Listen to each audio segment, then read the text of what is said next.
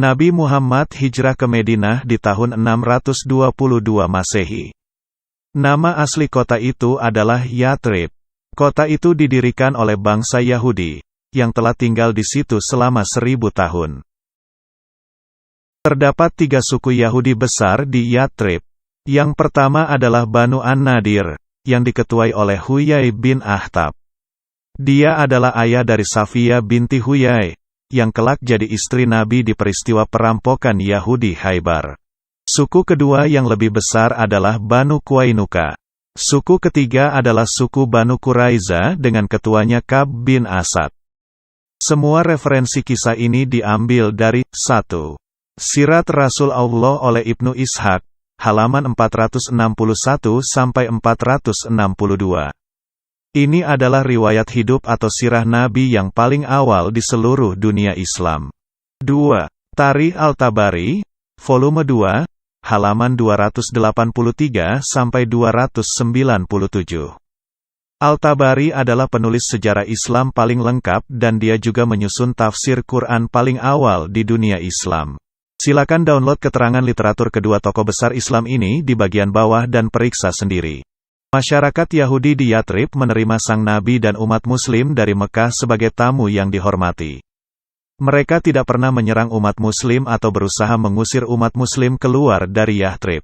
Persengketaan mulai timbul saat Muhammad mulai memaksakan agama karangannya, yakni Islam, terhadap masyarakat dan ketua agama Yahudi.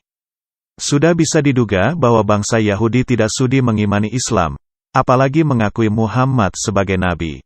Sejak itu mulailah timbul kebencian dalam diri Muhammad terhadap orang Yahudi. Ayat-ayat kebencian terhadap Yahudi mulai bermunculan di Quran, contohnya. Quran, Surah Ali Imran, ayat 85, yang berpesan semua agama selain Islam tidak diterima Tuhan. Quran, Surah Al-Maidah ayat 33 yang memerintahkan bunuh, pancung, salib, siksa semua yang menentang Muhammad. Quran, Surah Al-Maidah ayat 51, yang menyuruh Muslim untuk tidak berteman dengan kaum Yahudi dan Kristen. Dan masih banyak lagi. Muhammad lalu menyerang suku Yahudi An-Nadir dan Qainuqa. Setelah berhasil menaklukkan mereka, dia mengusir seluruh masyarakat Yahudi dari kedua suku itu keluar dari Madinah. Yang masih tersisa sekarang adalah suku Yahudi Quraizah. Nabi sudah lama bercita-cita membantai mereka semua. Akan tetapi, sebelum hal itu bisa terlaksana, suku Quraisy dari Mekah datang menyerang umat Muslim di Madinah, sehingga terjadilah perang Kandak atau perang parit. Untuk menghadang laju tentara Quraisy, Muhammad memerintahkan tentara Muslim menggali parit yang panjang di depan kota Madinah. Meskipun terdapat persengketaan antara pihak Muhammad dan bangsa Yahudi, masyarakat Yahudi Quraizah tetap bersedia membantu pihak Muslim dengan menyediakan berbagai peralatan perang dan cangkul untuk menggali parit dalam menghadapi tentara Quraisy. Tapi kebaikan mereka itu tidak mengubah niat jahat dalam benak Muhammad. Agar lebih jelas jalan ceritanya, mari kita simak ilustrasi berikut. Setelah perang Kandak selesai, Muhammad kembali ke Madinah, ke rumah Salama, yang adalah salah seorang istrinya. Salama, siapkan air untuk mencuci rambutku. Baik Rasulullah. Saat sedang mencuci rambutnya, Muhammad berpikir, sebaiknya aku gunakan kesempatan ini untuk memusnahkan orang-orang Yahudi Quraizah itu sampai ludes semua selamanya. Dia cepat-cepat menemui Ali bin Abu Thalib. Ali, Jibril memerintahkanku untuk menyerang Banu Quraizah. Perintahkan para prajurit untuk tidak melakukan sholat asar dan segera berbaris menuju benteng Banu Quraizah. Baik, Rasulullah. Muhammad mengendarai keledainya dengan 3.000 pasukan Muslim yang berbaris bersamanya. Setelah mencapai benteng Banu Quraizah, tentara Muslim lalu mengepung benteng itu. Tentara Yahudi mengamati tentara Muslim dari benteng mereka. Muhammad berteriak pada mereka, dasar kalian monyet, rasakan penghinaan dan pembalasan Allah pada kalian. Orang-orang Yahudi menjawab, wahai Abul Qasim, kamu kan bukan orang kasar. Mereka menyindir Muhammad karena mengira itu akan membuatnya malu dengan perkataannya yang kasar. Setelah itu, para tentara Muslim mulai melepaskan anak panah mereka kepada orang-orang Yahudi. Tapi usaha mereka sia-sia belaka. Seorang tentara Muslim terlalu dekat saat mendekati benteng. Sehingga seorang wanita Yahudi bisa menjatuhkan sebuah batu giling dari atas benteng, dan jatuh menimpa tentara Muslim itu hingga dia tewas. Muhammad marah sekali melihat kejadian itu. Awas perempuan itu, tunggu pembalasanku. Tentara Muslim terus mengepung benteng itu selama 25 malam. Di dalam benteng, masyarakat Yahudi mulai merasakan tekanan berat. Kita tidak punya makanan lagi. Kita tak bisa terus tinggal di sini. Huyai bin Akhtab, ketua suku Yahudi Banu Nadir, berada di dalam benteng untuk membantu Ka'b bin Asad, ketua Banu Quraiza. Sudah jelas bahwa Muhammad tidak akan membiarkan kita sampai kita semua mati. Tampaknya, memang begitu. Masyarakat Yahudi merasa kelaparan dan putus asa. Aku tak punya makanan apapun untuk anak-anakku. Iya, keadaanku juga begitu. Ka'b bin Asad berkata kepada masyarakatnya, Wahai orang-orang Yahudi, kita bisa melihat apa yang sedang terjadi pada kita semua. Aku menawarkan 3 pilihan. Pilihlah yang terbaik. Kita mengikuti Muhammad dan menerimanya sebagai nabi dari Allah, maka nyawa, harta, wanita dan anak-anak kalian akan selamat. Kami tidak akan meninggalkan hukum Taurat dan tidak akan menggantinya dengan apapun. Bagaimana jika kita bunuh anak dan istri kita? Lalu para pria bertempur melawan Muhammad. Jika kita semua mati, ya sudah, tapi setidaknya kita tidak usah khawatir meninggalkan anak-anak kita. Bagaimana mungkin kita bisa membunuh anak istri sendiri? Lagi pula, gimana kita bisa hidup jika mereka semua mati? Usul terakhir nih. Gimana jika kita tiba-tiba menyerang Muhammad malam ini? Tentunya dia tidak mengira kita bisa melakukan ini karena sekarang kan hari Sabat. Kami tidak mau melanggar hukum hari Sabat. Tiada seorang pun dari kalian yang mau melakukan apa yang kalian tahu seharusnya dilakukan. Ka'b bin Asad lalu mengirim seorang utusan kepada Muhammad. Temuilah Muhammad dan mintalah Abu Lubabah dari Banu Aus. Masyarakat Yahudi merupakan sekutu masyarakat Arab Al-Aus di Madinah. Utusan Yahudi itu lalu menemui Muhammad. Izinkan kami menemui Abu Lubabah, agar kami bisa berbicara dengannya. Baiklah, temuilah Abu Lubabah.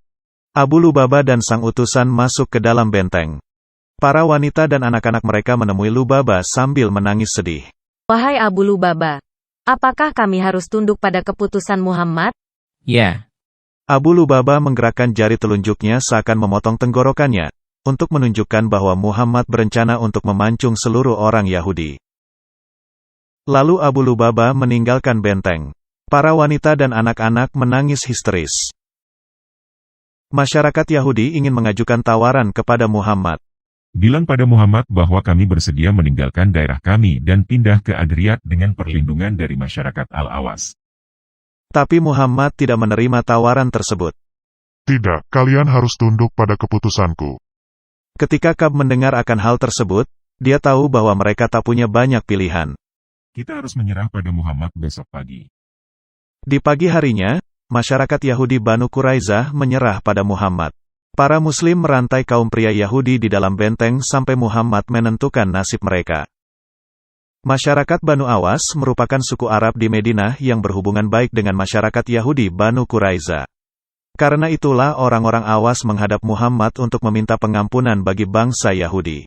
wahai Rasulullah, masyarakat Banu Quraiza itu adalah sekutu kami dan mereka tidak bersekutu dengan suku Khazraj.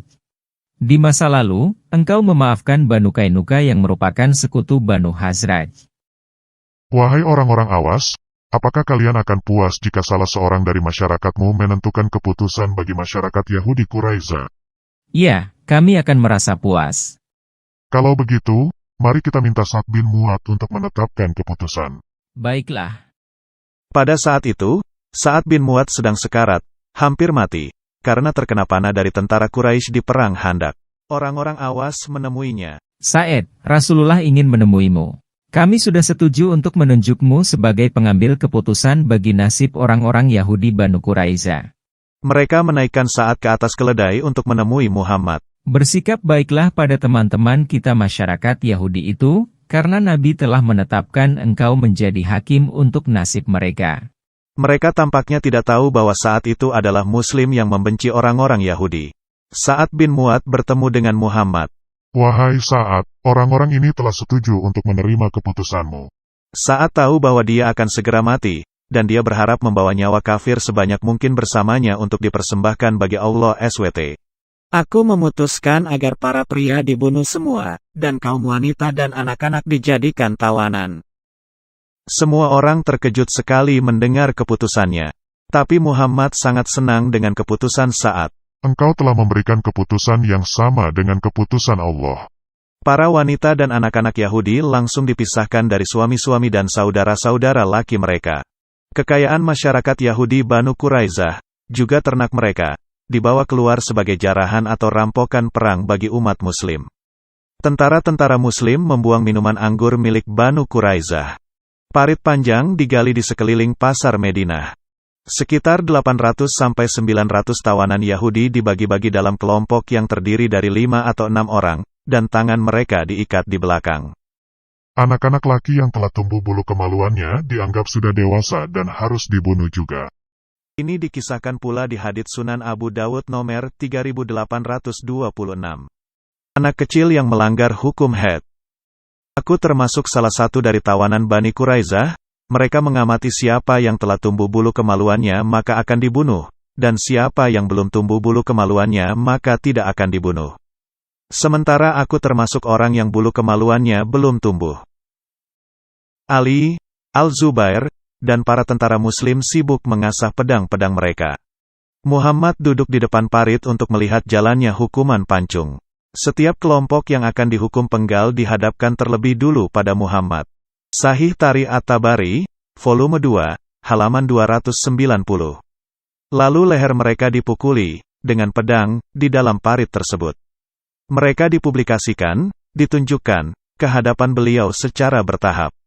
Setiap kelompok dibawa ke hadapan parit. Mereka dipaksa bertekuk lutut. Ali mulai memotong leher mereka. Tentara Muslim lain pun mengikutinya. Kepala para tawanan mulai bergulir ke dalam parit. Setelah itu kelompok lainnya digiring maju, menghadap parit. Para prajurit Muslim lalu mulai memotong leher mereka satu persatu. Para wanita Yahudi menjerit, menangis histeris. Tentara Muslim mulai menarik anak-anak lelaki, sedangkan para ibu mereka mencoba menahannya. Anak-anak laki usia 10, 11, 12 tahun, juga mengalami hukuman yang sama. Wanita Yahudi yang membunuh seorang tentara Muslim dengan batu penggiling juga dipenggal. Huyai bin Khattab, pemimpin Yahudi Banu Nadir, juga digiring ke ladang pembantaian. Ingat, dialah ayah dari Safiyah binti Huyai yang kelak menjadi istri Nabi, setelah Nabi membunuh seluruh sanak keluarganya di Khaybar. Wahai masyarakat Yahudi, tiada yang salah dengan perintah Tuhan. Pembantaian massal masyarakat Israel ini memang sudah ditakdirkan Tuhan. Lalu dia disuruh berlutut, dan tentara Muslim memenggalnya. Dalam waktu sehari saja, sekitar 800-900 tawanan pria Yahudi dipenggal. Sahih Tarikh At-Tabari, volume 2, halaman 291. Di dalamnya ada musuh Allah, Huyayun bin Akhtab dan Ka'ab bin Asad, tokoh sentral kaum tersebut. Mereka berjumlah 6 atau 700 orang. Sementara banyak yang mengatakan, jumlah mereka mencapai 800 hingga 900 orang. Hukuman itu terus-menerus dilakukan hingga Rasulullah menghabisi mereka semua. Setelah pemenggalan massal terjadi, Muhammad mengambil 1/5 hasil jarahan atau rampokan milik kaum Yahudi. Dia lalu membagi barang-barang rampokan, para wanita dan anak-anak Yahudi Quraizah di antara para Muslim. Silakan bagi-bagi harta rampokan atau jarahan ini di antara kalian. Mari kita jual mereka agar kita dapat uang banyak. Kita bakal kaya raya sekarang. Menurut hadis Sunan Abu Daud nomor 3946 dan 4563, harga seorang budak di masa itu adalah sekitar 800 dirham atau 2.500 dolar Amerika atau 36 juta rupiah. Dengan memiliki budak sebanyak 1.000 wanita dan anak-anak Yahudi, tentara Muslim memperoleh banyak harta dari jihad ini. Muhammad berhasil mengenyahkan seluruh masyarakat Yahudi Kainuka, Nadir, Quraizah dari Madinah. Dia juga berhasil merampas semua tanah, harta, kaum wanita dan anak-anak mereka. Aku dulu datang ke sini miskin papa. Sekarang lihat semua yang kumiliki. Ini namanya tamu datang dan dihormati, tapi lalu membunuh tuan rumah dan merampas rumah dan hartanya, sekaligus memperbudak anak istrinya.